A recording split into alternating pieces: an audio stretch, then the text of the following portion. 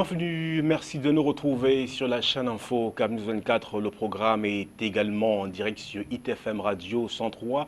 Conversation, c'est ce programme qui vous propose de débattre sur un sujet particulier, une actualité intéressante bien évidemment. On débat, on échange à bâton rompu sur des questions pertinentes qui permettent justement de travailler pour le vivre ensemble. Pour ce programme, on ne parlera pas de politique, on parlera d'économie. Ça n'arrive pas beaucoup dans ce programme. On parlera de la Banque camerounaise des PME. C'était une promesse faite par Paul Biya à l'occasion du comice agro-pastoral des Bolova. C'était en 2011. Et bien aujourd'hui, la Banque camerounaise des PME est bien une réalité au Cameroun depuis 2015 d'ailleurs, depuis l'ouverture technique à Yaoundé, c'était le 20 juillet 2015. Alors pour évaluer le parcours de la Banque camerounaise des PME, 6 mois ou 7 mois plus tard, nous avons sur ce plateau le directeur régional de la Banque camerounaise des PME pour le littoral, Olivier Ndjaba, est notre invité. Bienvenue. Merci. Alors, on va parler de la Banque camerounaise des PME, on parle d'économie. C'est un coup d'épaule salvateur pour l'économie camerounaise aujourd'hui. Alors, techniquement, directement, quelles sont les modalités? Qu'est-ce qu'il faut faire pour être éligible auprès de la Banque camerounaise des PME? Voilà, je tiens d'abord à vous remercier pour l'opportunité que vous nous donnez de parler de la Banque camerounaise des PME qui est opérationnelle depuis le mois de juillet 2015 à Yaoundé et depuis le 3 août à Douala.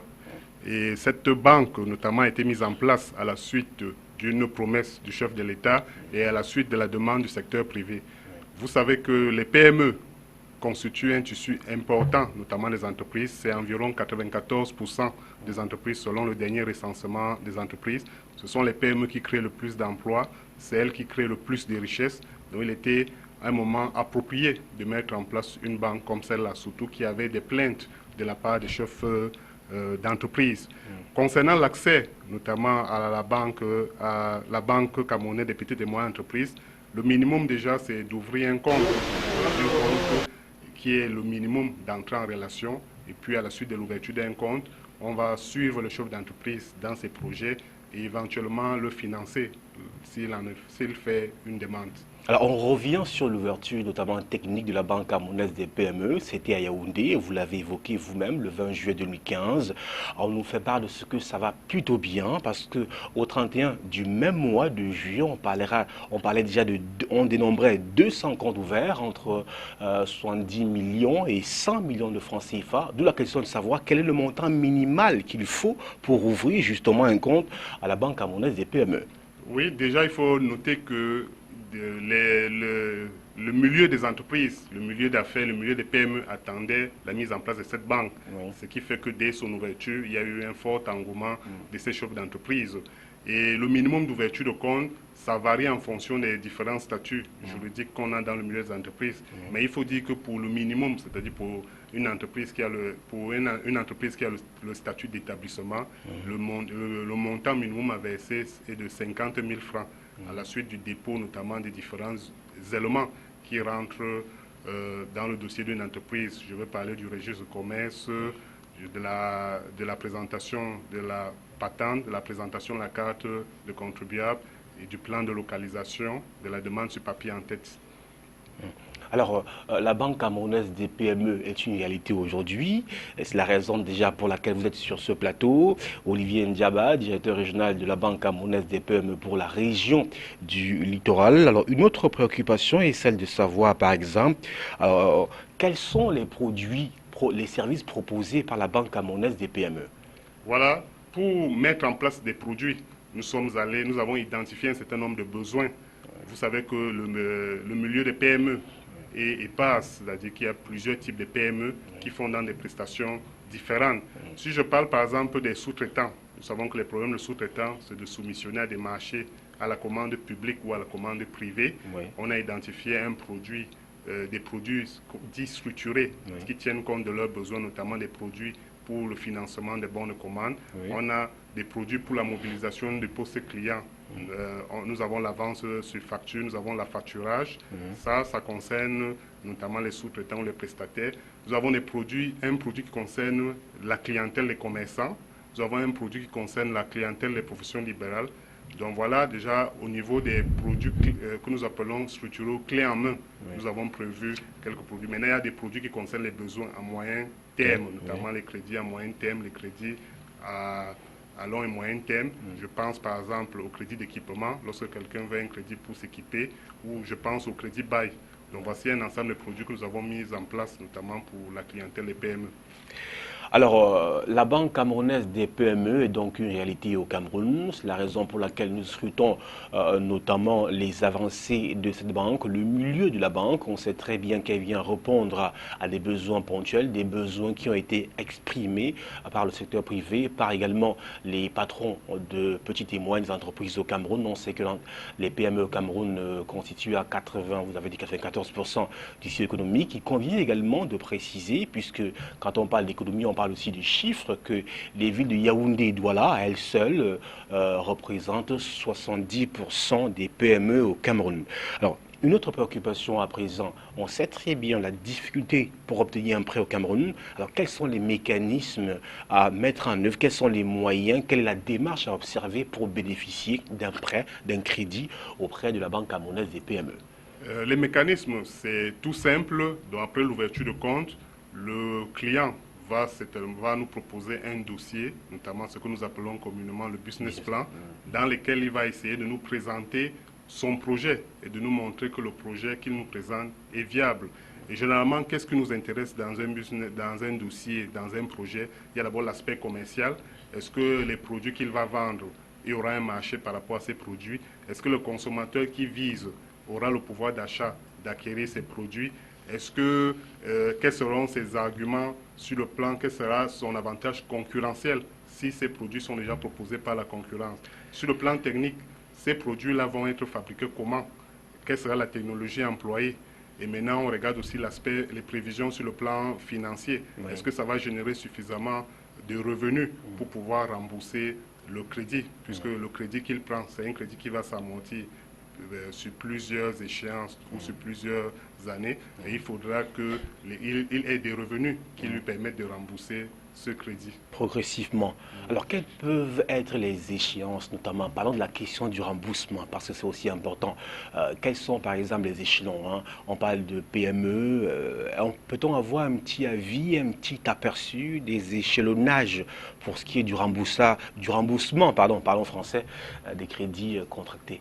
Oui, il faut noter que le remboursement doit être adapté par rapport au projet.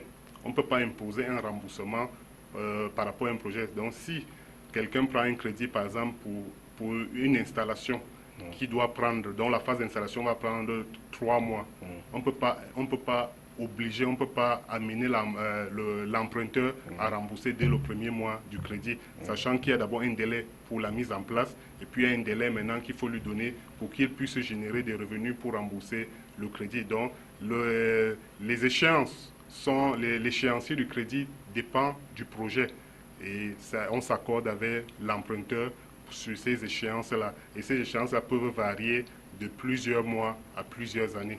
Alors, j'aimerais poser une question qui concerne beaucoup plus les PME qui nous regardent, les patrons d'entreprise qui nous regardent. Alors, comment se préparer de façon méticuleuse à l'effet de proposer notamment un projet qui soit, comme on dit chez vous, bancable? Ça, c'est une question très très pertinente. Vous savez, le financement intervient en aval. Cela veut dire qu'avant le financement, il y a un certain nombre de choses que le chef d'entreprise doit faire, notamment la structuration soit de son entreprise, soit de son projet. Parce qu'à la fin, quand il vient voir son banquier, c'est parce qu'il est convaincu que le projet qu'il a en main, qu'il a étudié, qu'il a monté, est un projet viable. Et pour cela, il faut mettre en place un minimum d'outils de gestion, déjà en interne dans l'entreprise.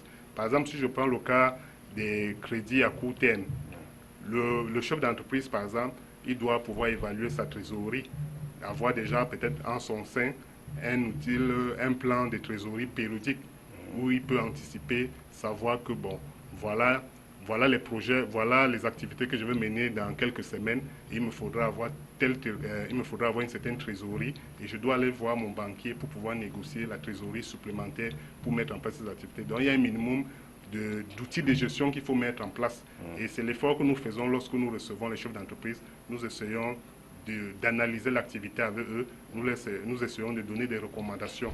Et surtout que dans cette activité, nous serons accompagnés par une structure que le gouvernement aussi a mise en place, qu'on appelle l'Agence de promotion des PME. On en parlera. Dont la mission est justement d'aider les chefs d'entreprise à structurer leur activité et à structurer leurs projets.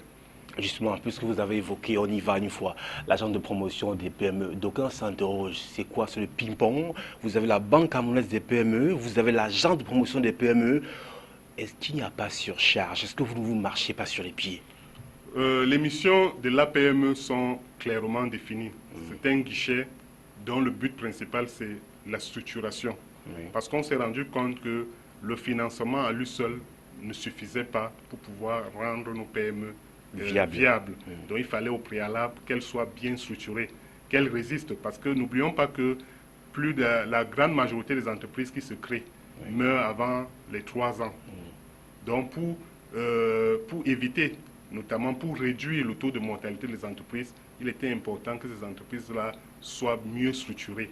Et si une entreprise est mieux structurée, forcément qu'elle va attirer autour d'elle des investisseurs ou d'éventuels bailleurs de fonds comme les banques.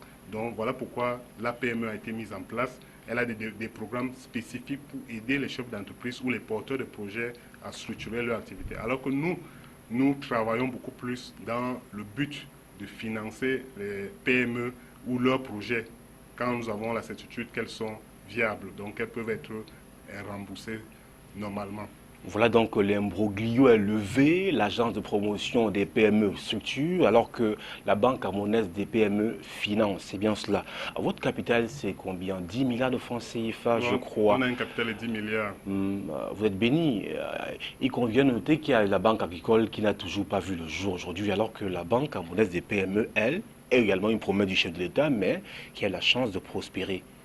Bon, je pense que déjà cela est à mettre à l'actif des dirigeants nommés, notamment le directeur général et son adjoint, ainsi que le conseil d'administration qui ont implémenté ce projet de la mise en place de cette banque. Oui. Et dès qu'ils ont été nommés, ils se sont donné notamment le temps de mettre en place un certain nombre d'outils. Et puis, le 20 juillet 2015, la banque a été ouverte. Surtout qu'aujourd'hui, il faut noter que c'est une urgence. Nous avons besoin d'avoir des PME solides pour pouvoir affronter la concurrence, pour pouvoir être compétitifs. Et l'un des outils, notamment pour accompagner ces PME-là, c'est la Banque camerounaise des petites et moyennes entreprises, tout comme la PME. Donc il était important que ce projet soit mis rapidement en place pour pouvoir accompagner ces entreprises. Alors, Olivier Ndiaba est notre invité. Il est le directeur régional de la Banque camerounaise des PME, branche littorale. Alors, quand on comprend bien votre développement, on a le sentiment, et c'est vrai, c'est déjà même une évidence au Cameroun, puisque l'économie du pays repose à 80% sur les PME.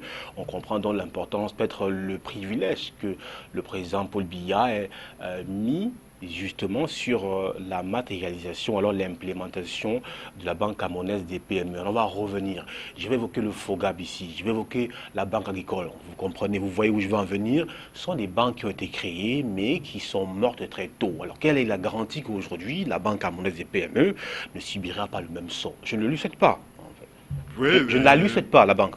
Nous travaillons dans ce sens. Il faut déjà noter que dans l'environnement actuel, par rapport à ce qui n'existait pas dans les années 90, on a quand même un gendarme des banques qu'on appelle la COBAC, et qui surveille le fonctionnement des banques. Il y a aussi, l'effort a été mis au niveau des ressources humaines, notamment l'essentiel des effectifs de cette banque sort du secteur privé. Donc on a, que ce soit dans les agences de Yaoundé et de Douala, l'effectif est composé des banquiers expérimentés et puis des banquiers qui savent ce que c'est le financement des PME. Je pense que ça, c'est aussi un des mécanismes qui peut permettre de prévenir la situation que vous venez de décrire. Et aussi, pour réduire cette probabilité, nous nous efforçons de travailler avec les organisations professionnelles. D'ailleurs, par exemple, en fin du mois d'octobre, nous avons signé une convention avec la bourse de sous-traitance. Il y a d'autres conventions qui sont signalées. L'objectif aussi, en travaillant en synergie avec ces organisations professionnelles, ça nous permet de mieux cibler les PME qui peuvent contribuer notamment à rendre notre tissu économique plus solide. Si je vous comprends bien, ça veut dire que votre garantie repose sur le fait que vous travaillez d'abord avec des professionnels, mais aussi vous travaillez avec des gens qui sont concernés par le métier.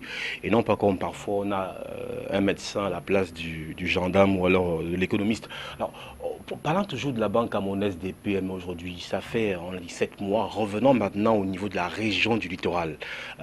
Depuis le 3 août, le guichet, la branche est ouverte, branche que vous dirigez d'ailleurs. Est-ce que vous notez un engouement de la part des PME? Est-ce que vous avez chaque jour le sentiment et même la conviction que ça marche? La banque est une banque qui vient à point nommé aider les entreprises à suffisamment structurer leurs projets et puis, pourquoi pas, trouver leur pain au quotidien, comme on dit chez nous. Depuis son ouverture le 3 août, nous nous déployons à travers toutes les plateformes qui concernent les PME et les retours que nous avons sont positifs en ce sens que nous recevons que ce soit les prospects, nous recevons des gens qui viennent notamment pour pouvoir être clients de cette banque. Ouais. Et aussi, il y a quand même, les gens attendaient depuis des années la mise en place de cette banque. Et ça fait en sorte que les gens se préparent, que ce soit les chefs d'entreprise se préparent. Nous recevons chaque jour notamment des projets, des très bons projets que les gens nous soumettent. Donc cela montre quelque part qu'il y a d'engouement. Il y a l'engouement et les retours que nous avons sont positifs. Et cela ne peut que nous pousser notamment à travailler pour pouvoir répondre à ce besoin et surtout ne pas perdre de vue que notre rôle c'est d'accompagner notamment de faire en sorte que nous ayons un tissu économique plus solide à travers les PME qui créent le plus de richesses et le plus d'emplois. Alors, quand vous recevez des projets qui inondent votre branche, votre bureau chaque jour, alors dans quel domaine est-ce que vous avez le sentiment qu'il y a beaucoup plus d'urgence, il y a beaucoup plus de demandes, par exemple, pour ce qui est des patrons de PME? Y a-t-il des secteurs beaucoup plus sollicités auprès de vos services? Bon, les demandes que nous recevons touchent à peu près presque tout type d'activité, mais nous devons dire que par rapport à ce que vous venez de dire, l'urgence. Si vous revenez au discours du chef de l'État le 31 décembre 2015, il y a quand même un certain nombre d'urgences qui ressortent, notamment l'industrialisation. Et quand on parle d'industrialisation, on parle de la transformation. Si nous pouvons contribuer à ce que beaucoup d'entreprises transforment nos produits locaux, ça sera un plus. Si nous pouvons, à travers notre accompagnement, renforcer l'expertise locale de telle manière qu'on n'ait plus besoin d'importer une expertise pour un certain nombre de travaux, ce qu'on peut dire que nous avons tenu le pari.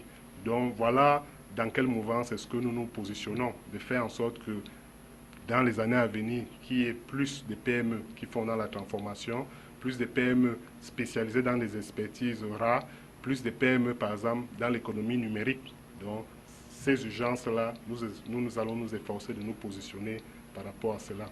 Je me suis également permis de constater que vous organisiez parfois des séminaires pour former les patrons d'entreprise à comment bâtir un projet bancaire. Est-ce que vous avez le sentiment aujourd'hui que ces patrons-là retiennent et que vous avez le plus souvent maintenant, on vous apporte des projets mieux structurés que par le passé? Bon, pour cela, c'est une action qui va continuer avec certaines organisations professionnelles. Nous n'hésitons pas chaque fois d'apporter notre expertise, soit quant à la manière de monter les projets bancables, comment améliorer même la gestion de leur entreprise. C'est ce que nous faisons pratiquement tous les jours parce que notre objectif, lorsque nous recevons quelqu'un, même individuellement, c'est de pouvoir comprendre son activité, apporter des conseils, parce qu'avant le financement, il y a la structuration. Et il est évident que nous serons appuyés par l'agent de promotion des PME. C'est une action qui va continuer. Ce n'est pas facile, parce qu'il faut qu'on quitte du stade d'opérateurs économiques peut-être ponctuels à des véritables entrepreneurs, étant donné qu'un entrepreneur, c'est quelqu'un qui cherche sans cesse à améliorer la qualité de la gestion de son entreprise. Alors tout à l'heure en off, nous parlions notamment de l'inauguration, si vous voulez, officielle en pompe avec trompette où on aura les youyou et les flonflons bien évidemment. Ce n'est pas encore le cas de la Banque camerounaise des PME au Cameroun et pourtant elle fonctionne depuis juillet 2015. Oui, bon, vous savez, la banque a été mise en place par l'État et il y aura, pour le moment, nous fonctionnons de manière technique, c'est-à-dire sous forme d'ouverture technique. Et puis, à un moment donné, à un moment opportun, certainement que le public sera informé de l'inauguration officielle de la banque. Et vous serez naturellement invité à couvrir cet événement. Ah, merci déjà de l'invitation qui nous est donnée alors qu'on n'est pas encore fixé sur la date. Je vais me poser une autre question. Elle peut paraître un peu légère. C'est de savoir, quand vous êtes patron, par exemple, d'une branche de la Banque camerounaise des PME, quand vous observez la société en tant que jeune, parce que il me revient que vous n'êtes pas trop âgé, est-ce que justement, quand vous évaluez les projets qui vont être banqués, vous le faites avec beaucoup d'émotion? Parce que je suis convaincu, j'ai eu à lire aussi, dans le dossier qui est fait, qui est mis sur pied, il y a l'état civil, le marié, célibataire, votre âge, votre situation économique, tout cela. Est-ce que ça ne joue pas un peu dans la détermination, dans le choix, dans l'arrêt notamment des projets? Est-ce qu'il n'y a pas, je veux dire, des situations, des paramètres un peu, pas techniques, un peu émotionnels qui peuvent, on peut parler là de discrimination positive par exemple? Bon, je pense que l'une des choses qui ont favorisé une certaine frilosité des banques vis-à-vis des promoteurs de PME, ça a été les préjugés. Parce qu'à un moment donné, à cause de la situation des mauvais remboursements, ça a fait qu'on a mis tout le monde dans le même panier.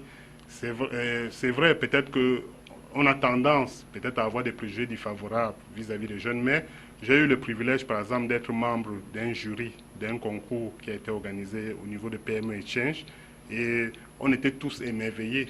Il y a des jeunes qui ont des projets très très intéressants, même dans le domaine, que ce soit de la transformation, que ce soit dans le domaine de l'économie numérique. Donc je pense que notre rôle, c'est d'identifier des bons projets et d'accompagner ces porteurs de projets, qu'ils soient jeunes, moins jeunes, quel que soit leur âge, à pouvoir mettre en place ces projets-là. Donc, que ce soit au niveau de l'agence de promotion des PME, que ce soit à notre niveau, notre rôle, c'est vraiment d'accompagner ces promoteurs parce qu'on a aussi besoin, notamment de ces jeunes. Vous savez, dans les autres pays, que ce soit aux États-Unis, que ce soit en France, c'est généralement ces jeunes promoteurs de projets qui portent, par exemple, l'économie numérique. Et on ne peut pas faire autrement dans notre pays. Nous sommes aussi appelés à les accompagner. Le programme, c'est Conversation en duplex sur CamNews 24 Télévision et ITFM Radio 103, des chaînes du groupe EMG, Équateur Média Group, bien évidemment.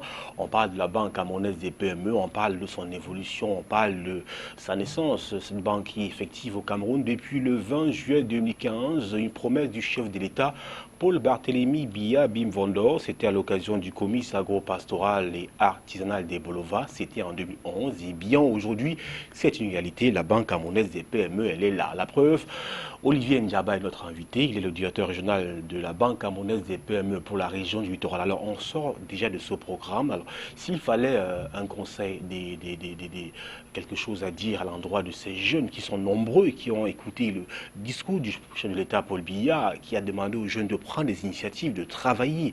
Alors que dire à ces jeunes-là qui sont nombreux à avoir des projets, mais qui sont beaucoup plus nombreux à ne pas trouver notamment un écho favorable auprès de vous qui avez l'opportunité, qui avez la décision peut-être de leur donner des crédits? Bon, pour répondre à votre question, je vais vous donner une petite anecdote, notamment du concours que je viens de parler. Nous avons contacté un cabinet qui s'est proposé d'aider gratuitement les 25 lauréats de ce concours à monter les business plans. Il y a un autre cabinet qui s'est proposé à les aider sur le plan juridique. Quelques semaines plus tard, jusqu'aujourd'hui, nous attendons toujours ces jeunes porteurs de projets. Donc c'est pour dire que c'est vrai, peut-être les jeunes trouveront que c'est difficile, mais ils doivent exploiter toutes les possibilités qui sont mises à leur disposition. Parce que pour pouvoir les présenter un projet, il faut déjà que vous ayez fait des études de faisabilité et de voir si ce projet-là est viable ou pas. Donc les gens, que ce soit l'agent de promotion de PME, que ce soit des cabinets, ces structures-là sont là pour aider les jeunes. Et c'est d'exploiter d'abord ces possibilités. Et lorsque vous avez un projet bancable, un projet intéressant, forcément vous allez trouver des preneurs. Donc c'est le lieu d'encourager les jeunes à exploiter ces possibilités-là. Et j'aimerais préciser justement l'agence régionale est situé en ville, notamment à l'immeuble ancien BCD. Et nous avons aussi l'agence de promotion de PME qui est localisée actuellement là où se trouve le centre de formalité de création d'entreprise. C'est des structures à Douala. À Douala, c'est des structures qui sont prêtes à accueillir ces jeunes avec leurs projets pour les aider à structurer et éventuellement, pourquoi pas les financer. Il convient de préciser qu'en dehors des activités classiques de banque, dépôt et crédit, la Banque camerounaise des PME fait aussi dans le conseil et l'accompagnement des PME justement avec l'aide de l'agence de promotion des PME au Cameroun. Alors, Olivier Ndiaba, c'est la fin de ce programme, conversation sur CAMNews 24 Télévision et ITFM Radio. Un dernier mot, merci d'avoir accepté notre invitation promptement. Merci, c'est moi qui vous remercie et nous restons toujours disponibles à chaque fois que vous allez nous solliciter. Voilà monsieur, c'est la fin de ce programme. On parlait de la Banque camerounaise des PME qui est une réalité au Cameroun depuis le 20 juillet 2015, une promesse du chef de l'État Paul Biya. La branche littorale est effective depuis le 3 août 2015. Aujourd'hui, eh bien, vous l'avez compris par vous-même, la Banque camerounaise des PME se porte plutôt bien. Nous aussi, au revoir.